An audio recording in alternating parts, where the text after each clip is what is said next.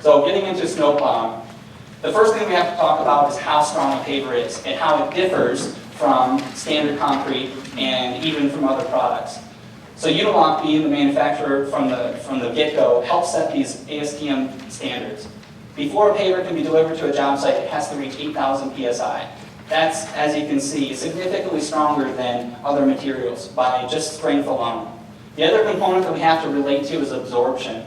If a paver is made strong but has a very high absorption, it's not a good product. It's just going to suck that water in, and water is ultimately what destroys the surface and ultimately a paver. Okay, so strength and absorption are two ratios that have to be considered. Internal standards for Unilock is 8,500 psi. When we test our product, we're above 10,000 psi. We have pavers that go over 15,000 psi. What that means to you is strength. What that means to you is durability. What that means to you is long-lasting results, reaching 25, 30 years down the road before you even have to worry about what these pavers are doing. The other thing we're talking about is absorption. That differentiates one manufacturer from another. If a paver is allowing water into it, that's when you see those crumbling pavers in the sidewalk.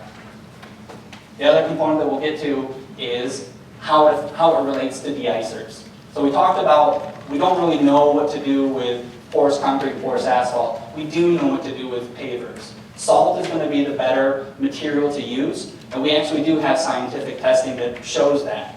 I can provide that to you. When necessary, based on freezing temperatures, that's the other component, is salt only reaches 15 degrees before it becomes less effective.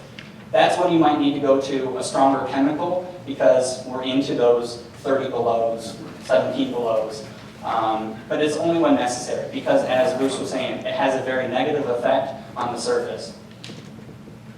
Does salt destroy the paver? No. That strength slide that I just showed you, we're above 8,000 psi. Salt alone is not going to deteriorate the paver. Okay? It's that salt water, and that's where absorption comes into play. As a paver absorbs that salty water, that's when the paver starts to deteriorate. By the virtue of strength and the low absorption, a Unilock paver will not be destroyed by salt alone.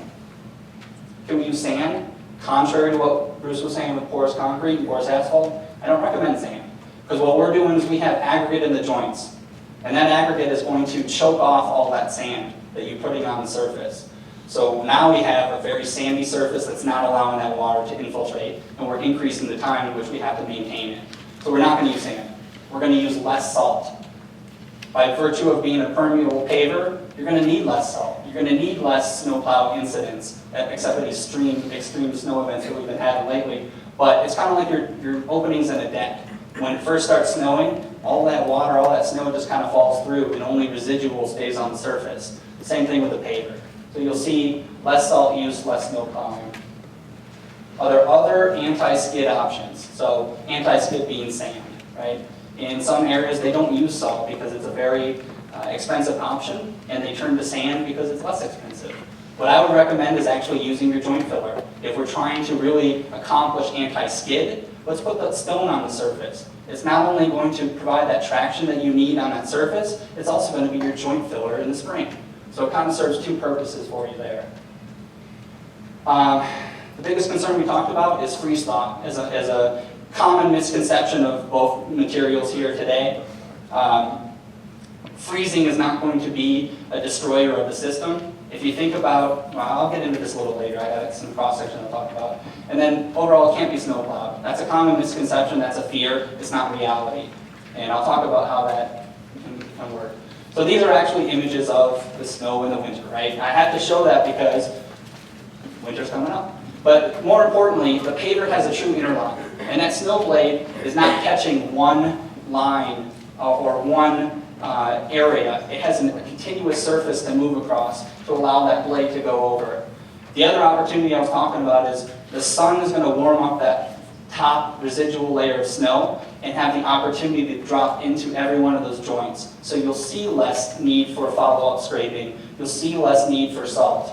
In those areas, like Bruce was talking about, where they use salt as traction, basically, yeah, you're still going to get that, but it's not going to deteriorate the surface in the same way. One of the things that people think about when they hear permeable pavers in the winter is that the water is going to move below the paver, freeze immediately, and thrust that paver up, and then the snowplow is going to catch it and destroy the whole system. It doesn't work like that. The water actually has the whole opportunity to drop below the paver and spread out across that entire footprint. It doesn't just isolate itself in one area. If you think about a pop bottle that's half full, when it freezes, it finds that void space first. It doesn't just push the cap off the top immediately, it finds that void space. Same thing with the detention underneath the paver. It's going to spread out. We have typically 14 inches in a parking lot. It's going to spread out across that entire surface, fill all that void space long before it pushes up the paver. And then even if it does reach that surface, it's all going to move together. It's not going to be one paver that moves. And then you can see what, in this study here actually, that water stays above freezing temperature despite air temperature. So there's different, it's kind of counterintuitive, but it actually stays warmer than freezing temperature. Very similar to what Bruce was saying. We're going to talk about snowplows. The design of the paver is meant to handle the snowplow. The paver that you'll see today downstairs actually has a bevel edge, and it's meant to allow that snowplow blade to bounce over it rather than catch the surface. Okay? So it actually has a design element to allow that snowplow to move over the surface of it. I agree. Let's start in smaller instances with smaller applications. Let's not just go to the snowplow if we don't have to. Let's use a snowblower. The smaller ones have the rubber blades. The larger ones, we want to use the feet on it. It kind of protects that surface a little bit.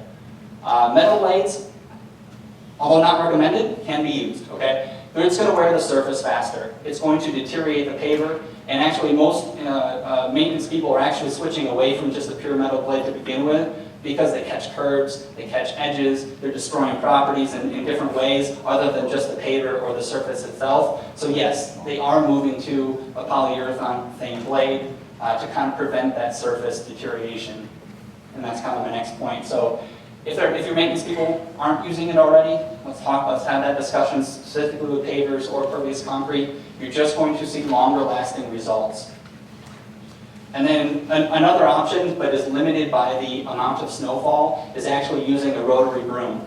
And some different applications, some different universities, etc., have access to these. It can just be installed on a Bobcat, it can be installed on a tractor, etc. It just kind of rotates that snow away, not affecting the surface as much. The best thing about pavers, whether it's snowplow damage, whether it's utilities that need to be fixed, etc., we can pull those pavers up, we can replace it, we can fix the problem underneath, and we use that same material and put it back in place. So keep that in mind. If there's ever a snowplow damaged paver, we can replace that paver. It's just that simple.